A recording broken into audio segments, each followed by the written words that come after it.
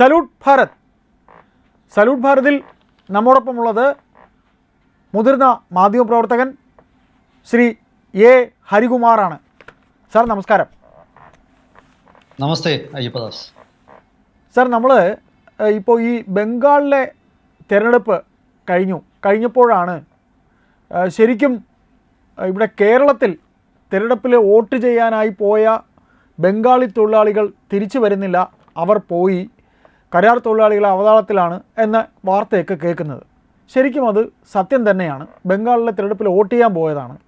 അപ്പോൾ ബംഗാൾ തിരഞ്ഞെടുപ്പിനെക്കുറിച്ച് നമ്മൾ പറയുമ്പോൾ അവിടെ ബംഗ്ലാദേശികൾ 1 കോടിയിലധികം, അതായത് 95 ലക്ഷത്തിലധികം ബംഗ്ലാദേശികൾ ഉണ്ടായിരുന്നു. അവരുടെ രാജ്യത്തേക്ക്, ബംഗ്ലാദേശിലേക്ക് പറഞ്ഞയച്ചെന്ന് പറയുന്നുണ്ട്.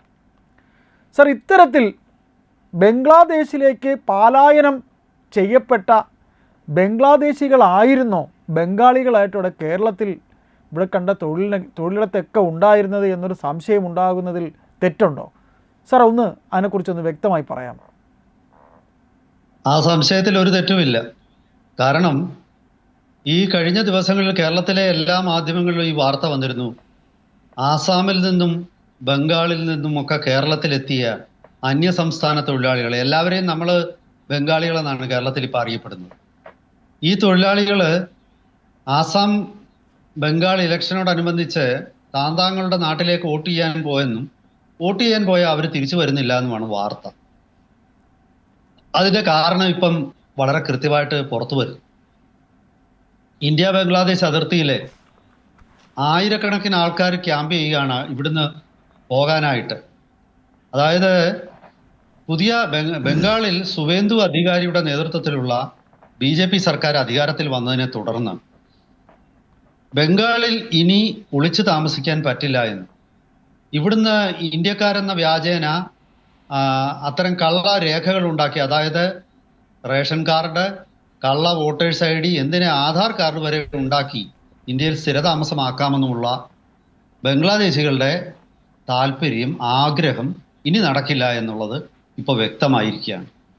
ആദ്യമൊക്കെ ഈ യൂട്യൂബിലും അതുപോലെ മറ്റ് സമൂഹ മാധ്യമങ്ങളിലുമൊക്കെ ഈ ബംഗ്ലാദേശികൾ തിരിച്ചു പോകുന്നു എന്ന രീതിയിലുള്ള വീഡിയോകൾ കാണുമ്പോൾ ഇതൊക്കെ വ്യാജ വീഡിയോകളാണെന്നും ഇതൊക്കെ തന്നെ ചിലതൊക്കെ AI നിർമ്മിതമാണെന്നും ചിലതൊക്കെ മറ്റ് സ്ഥലങ്ങളിൽ ആൾക്കാരുടെ പലായനത്തെ ബംഗ്ലാദേശികൾ ബംഗാളിൽ നിന്ന് പോകുന്നതായിട്ട് ചിത്രീകരിച്ചുള്ള RSSന്റെയും BJPയുടെയും ഒക്കെ കള്ളപ്രചരണമാണെന്നും ഒക്കെയാണ് കേരളത്തിൽ പലരും പ്രചരിപ്പിച്ചിരുന്നത്. പക്ഷെ ഇപ്പോൾ അത് കള്ളപ്രചരണമൊന്നുമല്ല എന്ന് കൃത്യമായി വ്യക്തമാവുന്നു. കാരണം ദേശീയ മാധ്യമങ്ങൾ, India today, times now, republic TV, അങ്ങനെ എല്ലാ അതുപോലെ ന്യൂസ് എക്സ്, ഇവരെല്ലാം തന്നെ ഒരുപോലെ ഈ വാർത്ത പ്രസിദ്ധീകരിക്കുകയും മാത്രമല്ല ഇങ്ങനെ തിരിച്ചു പോകാനായിട്ട് നിൽക്കുന്ന PSFന്റെയും ഒക്കെ തടഞ്ഞു വെച്ചിരിക്കുന്ന ആൾക്കാരോട് സംസാരിക്കുമ്പോൾ ഈ നുഴഞ്ഞുകയറ്റക്കാരൊക്കെ തന്നെ സമ്മതിക്കുന്നുണ്ട്, ഞങ്ങൾ ബംഗ്ലാദേശികളാണ്, ഞങ്ങളിവിടെ 2 വർഷമായിട്ട് 3 വർഷമായിട്ട് ഇവിടെ ജീവിക്കുന്നു, ഞങ്ങൾ ഹൗറ, മുർഷിദാബാദ്, അങ്ങനെയൊക്കെയുള്ള ചില പ്രത്യേക ബംഗാളിലെ ചില ജില്ലകളുണ്ട്, ഇവിടെ ഈ നുഴഞ്ഞുകയറ്റക്കാർക്ക് വേണ്ട എല്ലാ സൗകര്യങ്ങളും കിട്ടും, അവിടെയാണ് ഞങ്ങൾ ജീവിക്കുന്നത്. ഇത്തരം തുറന്നു പറച്ചിലുകൾ, ഇംഗ്ലീഷിൽ പറഞ്ഞാൽ കൺഫെഷൻ, ആ തുറന്നു പറച്ചിലുകൾ ഇപ്പോൾ നമ്മൾ കേൾക്കുന്നുണ്ട്. കുറ്റസമ്മതം, അവർ തെറ്റ് ചെയ്തു എന്ന് അവർക്കറിയാം. അപ്പോൾ അവരിപ്പം ആകെ ആഗ്രഹിക്കുന്നത് കോടതി മുഖാന്തരം കൃത്യമായിട്ട് അവരെ ജയിലിൽ കിടക്കാതെ അവർക്ക് തിരിച്ചു പോകാനുള്ള അവസരം ഉണ്ടാക്കണം. അതിനാണ് അവരിപ്പോൾ പറയുന്നത്. അപ്പം അക്കാര്യത്തിൽ എനിക്ക് തോന്നുന്നു സുവേന്ദു അധികാരിയും ഇവരുടെ രേഖകളും ഇവരുടെ പേരും ഒക്കെ കൃത്യമായി രജിസ്റ്റർ ചെയ്തതിന് ശേഷം ഇവരെ പറഞ്ഞു വിടാം. കാരണം അല്ലെങ്കിൽ ബംഗാളിലെ ജയിലിൽ ഇവർ കിടക്കാൻ തുടങ്ങിയാൽ ജയിലില്ലെന്ന് അറിയും. ഇനി ജയിലിൽ കിടക്കുമ്പോൾ ഇവർക്ക് ഭക്ഷണം കൊടുക്കണ്ടേ, ഇവർക്ക് മരുന്ന് കൊടുക്കണ്ടേ, ഇവർക്ക് വസ്ത്രം കൊടുക്കണ്ടേ. അപ്പോൾ സ്വാഭാവികമായിട്ടും വലിയ ഒരു തലവേദനയാണ് ബംഗാൾ സർക്കാരിന്. തിരിച്ചു പോകാൻ തയ്യാറുള്ളവർക്ക് കേസൊന്നും എടുക്കാതെ തന്നെ അവരുടെ വിശദാംശങ്ങൾ രേഖപ്പെടുത്തിയതിന് ശേഷം അവരുടെ ഐ സ്കാനിങ്, വിരലടയാളം തുടങ്ങിയവ രേഖപ്പെടുത്തിയിട്ട് അവരെ തിരികെ വിട്ടു. ഇത് കാണുമ്പോൾ നമ്മൾ ഞെട്ടിപ്പോകുന്നത്, എത്ര ലക്ഷം ആൾക്കാർ, നുഴഞ്ഞുകയറ്റക്കാരായിരുന്നു ഇന്ത്യയിൽ ബംഗ്ലാദേശിൽ നിന്നും ഉണ്ടായിരുന്നത്, എത്ര ലക്ഷം രോഹിംഗ്യൻ ആൾക്കാരാണ് ഇവിടെ ഉണ്ടായിരുന്നത്. ലോകത്തെ ഏതെങ്കിലും ഒരു രാജ്യത്ത് ഇത് സമ്മതിക്കുമോ? ഗൾഫ് രാജ്യങ്ങളിലെ നമ്മളെല്ലാം ഒരേ വിശ്വാസക്കാരാണെന്ന് പറയുന്നു. ഗൾഫിലോട്ട് ഇവർക്ക് ചെല്ലാൻ പറ്റുമോ? കയറ്റത്തില്ല. ഒറ്റ റോഹിംഗ്യൻ അഭയാർത്ഥികളെ മലേഷ്യ കയറ്റത്തില്ല, മുസ്ലിം രാഷ്ട്രമാണ്, അവർ കയറ്റത്തില്ലല്ലോ. ഒറ്റ റോഹിംഗ്യൻ അഭയാർത്ഥിയെ ഇന്തോനേഷ്യ കയറ്റത്തില്ലല്ലോ. ഇടയ്ക്ക് മലേഷ്യയിലോട്ട് കയറാൻ പറ്റാതെ ഒരു വള്ളം ഇങ്ങനെ കറങ്ങി നടന്നിരുന്നു കടലിൽ. 12,000 ആൾക്കാരുള്ള വലിയൊരു ബോട്ട്, വള്ളമല്ല ബോട്ട്. അങ്ങനെയൊക്കെ സംഭവങ്ങളുണ്ടായി. അവസാനം ഈ UN ഒക്കെ ഇടപെട്ട് അവരെ വേറെ എവിടോട്ടോ കൊണ്ടുപോയി. ഇവിടെ കുറെ ആൾക്കാർ പറയുന്നു ഇവർക്കെല്ലാം ഇന്ത്യയിൽ താമസിക്കാൻ അനുവാദം കൊടുക്കണം. അതായത് ഇന്ത്യയുടെ മൊത്തം പല സംസ്ഥാനങ്ങളുടെയും ഡെമോഗ്രഫി തന്നെ മാറ്റിയിട്ട് അങ്ങനെ നമുക്ക് ഇവിടെ നമ്മുടെ ഈ നിലവിലുള്ള ഹിന്ദു ഭൂരിപക്ഷ ഏരിയകളുടെയൊക്കെ സ്വഭാവം തന്നെ മാറ്റിയെടുക്കാം. നമ്മൾ വിചാരിച്ച ഇതൊക്കെ നിസ്സാരമായിട്ട് തള്ളുക എന്നൊക്കെ പണ്ട് നമ്മുടെ MESന്റെ നേതാവുണ്ടല്ലോ, അയാൾ ഒരിക്കൽ പ്രസംഗിക്കുന്ന ഒരു പ്രസംഗം ഞാൻ കേട്ടതാണ്. ഇങ്ങനെയൊക്കെയുള്ള ഒരുപാട് ആൾക്കാരുടെ സ്വപ്നമാണ് സുവേന്ദു അധികാരി ബംഗാളിൽ അധികാരത്തിൽ വന്നതോടുകൂടി തകർന്നത്. 30-35 കൊല്ലം നീണ്ടുനിന്ന CPM ഭരണകാലമാണ് ഇതിനെല്ലാം തുടക്കമിട്ടത്. മമത അതിനെ അതിന്റെ ലോജിക്കൽ എൻഡിലേക്ക് കൊണ്ട് എത്തിച്ചു. അതായത് ഈ രണ്ടാൾക്കാരും കൂടി ബംഗാളിലും അതുപോലെ അതിനു മുമ്പ് ആസാം ഭരിച്ച സർക്കാരും ഇത് തന്നെ ചെയ്തവിടെ. ഇപ്പോ ഇവരൊക്കെ എങ്ങനെയെങ്കിലും ഈ സ്ഥലം വിട്ട് ഓടിപ്പോവാനുള്ള തിടുക്കത്തിലാണ്. അതായത് നമ്മുടെ തീർച്ചയായിട്ടും സാർ, അതാണ് ഞാൻ ചോദിക്കാൻ വരികയായിരുന്നു സാർ.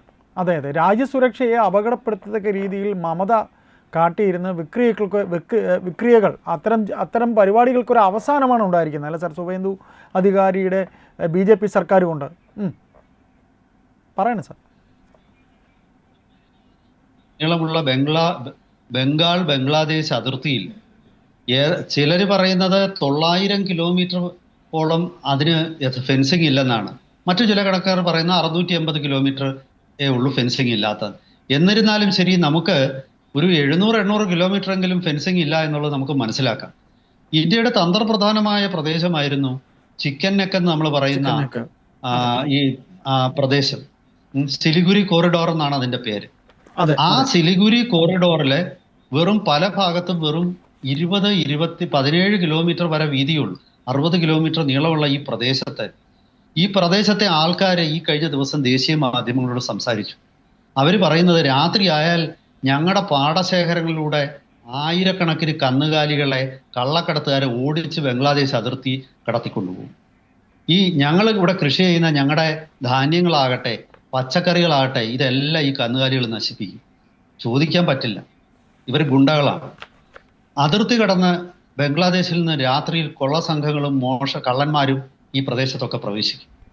അവർ മോഷ്ടിച്ചും കൊള്ളയടിച്ചും കൂട്ടും. എന്താണ് ഇതിന്റെ കാരണം? ഈ പ്രദേശത്ത് BSFനെ നിർത്താൻ മമതാ ബാനർജി അനുവദിക്കുന്നില്ലായിരുന്നു. ഈ പ്രദേശത്ത് അത് ബംഗാളിന്റെ ഫെഡറലിസത്തിന് എതിരാണെന്നും ബംഗാളിന്റെ സംസ്ഥാനം എന്നുള്ള നിലയിലുള്ള അധികാരം കവരുമെന്ന് പറഞ്ഞിട്ട് അവർ സമ്മതിക്കുന്നില്ല. ദേശീയ തലത്തിൽ പ്രതിപക്ഷ രാഷ്ട്രീയ പാർട്ടികളെല്ലാം അവരുടെ ഒപ്പം നിന്നു.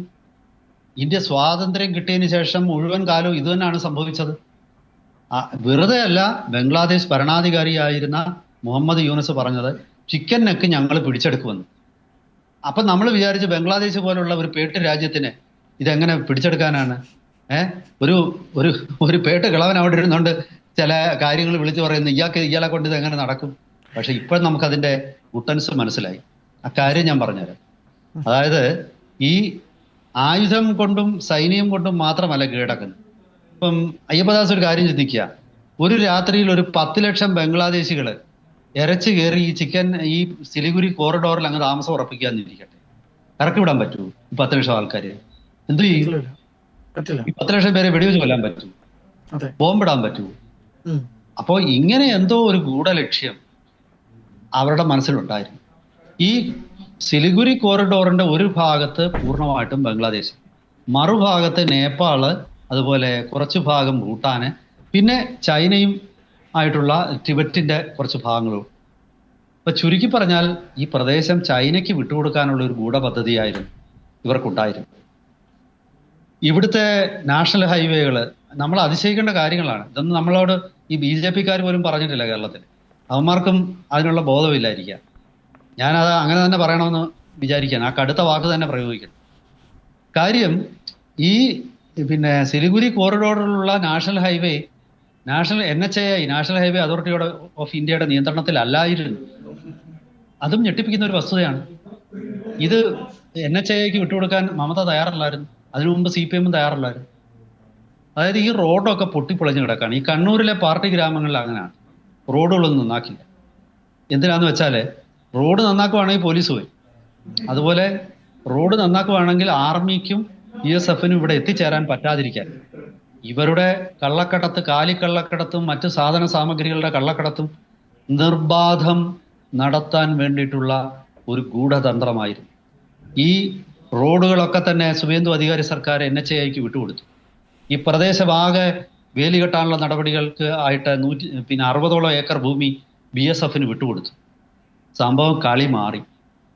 ബംഗാളിലെ മറ്റ് ഭാഗങ്ങളോടൊപ്പം തന്നെ സിലിഗുരി കോറിഡോറിലും സ്മാർട്ട് ഫെൻസിങ് വരികയാണ്.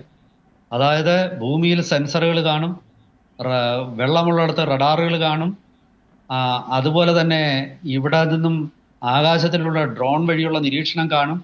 ഇനി ഇതൊന്നും ചെയ്യാൻ പറ്റത്തില്ല. കാരണം ഇനിയിപ്പോൾ പ്രദേശം BSFന് പൂർണ്ണമായിട്ട് വിട്ടുകൊടുത്തുകൊണ്ട് ബംഗാൾ സർക്കാർ കരാർ എഴുതി. അതായത് ഇനി കള്ളക്കടത്തിലൂടെ പൈസ ഉണ്ടാക്കാമെന്ന് തൃണമൂലിൻ്റെ പ്രാദേശിക നേതാക്കൾ ചിന്തിക്കേണ്ട. ആൾക്കാരെ ഭയപ്പെടുത്തി അവിടെ ആ ഭൂമിയും ആ പ്രദേശവും കൈക്കലാക്കാമെന്ന് ആരും വ്യാമോഹിക്കണ്ട. ബംഗ്ലാദേശ് അതിർത്തി ശരിയായ രാജ്യാതിർത്തികളാവുകയാണ്. അവിടെ ശരിയായ സ്മാർട്ട് ഫെൻസിങ്ങും BSFൻ്റെ പട്രോളിങ്ങും അതുപോലെ തന്നെ ചെക്ക് പോസ്റ്റുകളും എല്ലാം ഉണ്ടാകും. കേരളത്തിലെ ജോലി ചെയ്തിരുന്ന ബംഗാളികളൊക്കെ തന്നെ പലരും ബംഗ്ലാദേശികളാണ്. ഇവരോടൊക്കെ ഞാൻ പലരോടും സംസാരിക്കാറുണ്ടായിരുന്നു. ഇവരോടൊക്കെ ചോദിച്ചാൽ മുർഷിദാബാദാണ് അവരുടെ വീട്. ഈ മുർഷിദാബാദാണ് ഈ എല്ലാ നുഴഞ്ഞുകയറ്റക്കാരും ആദ്യം വന്ന് തങ്ങുന്ന അവിടാണ്. മാൾഡ, മുർഷിദാബാദ്, സൗത്ത് 24 പർഗാനാസ്, ഇവിടെയൊക്കെയാണ് ഇവർ തങ്ങുന്നത്. ഇവിടെ ഒക്കെ തന്നെ ഇപ്പോൾ വലിയ നിയന്ത്രണങ്ങളാണ്.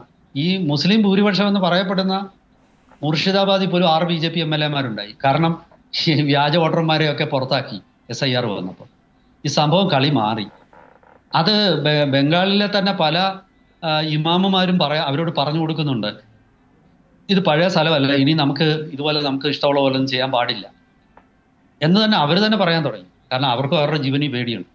അവർക്കും പിടിച്ച് ജയിലിലിട്ടാലോ പോലീസ് കൊണ്ടുപോയി പിന്നെ കോടതിക്ക് മുന്നിൽ ഹാജരാക്കിയാലുള്ള പ്രത്യാഘാതങ്ങൾ എന്താണെന്ന് ഇവർക്കൊക്കെ അറിയാം. സാർ ഏതായാലും സാർ നമ്മൾ ഇത് പറഞ്ഞു വരുമ്പോൾ സാറ് പറഞ്ഞത് തന്നെയാണ് ശരി. ഇവിടെ ഉണ്ടായിരുന്ന ബംഗാളികൾ എന്ന് പറഞ്ഞ് ഉണ്ടായിരുന്ന തൊഴിലാളികൾ എന്ന പേരിൽ ഇവിടെ ഉണ്ടായിരുന്നതൊക്കെ തന്നെ ബംഗാളികൾ എന്ന് പറഞ്ഞിരുന്നവരൊക്കെ തന്നെ ശരിക്കും ബംഗ്ലാദേശികളായിരുന്നു എന്നാണ് നമുക്കിതിൻ്റെ ഒരു ചുരുക്കെഴുത്തിൽ നിന്ന് മനസ്സിലാകുന്നത്, അല്ലേ സാർ? ഹോട്ടലുകൾ പലതും ആളില്ലാതെ ബുദ്ധിമുട്ടുന്നു, കൺസ്ട്രക്ഷൻ സൈറ്റിൽ ആളില്ലാതെ ബുദ്ധിമുട്ടുന്നു. ഇതൊക്കെ ബംഗ്ലാദേശികളായിരുന്നു. ഈ ട്രെയിനുകളിലും ബസ്സിലും ഒക്കെ പലപ്പോഴും ഞാൻ യാത്ര ചെയ്യുമ്പോൾ എറണാകുളം തിരുവനന്തപുരം സ്ട്രെച്ചിൽ യാത്ര ചെയ്യുമ്പോൾ എൻ്റെ അടുത്തിരിക്കുന്ന പലരും ഈ ബംഗാളികളായിരുന്നു. പക്ഷേ ഈ കഴിഞ്ഞ കുറച്ച് ദിവസമായിട്ട് എനിക്ക് മനസ്സിലായത് ഞാൻ അത്തരക്കാരെ ബസ് സ്റ്റാൻഡിൽ പോലും കാണുന്നില്ല.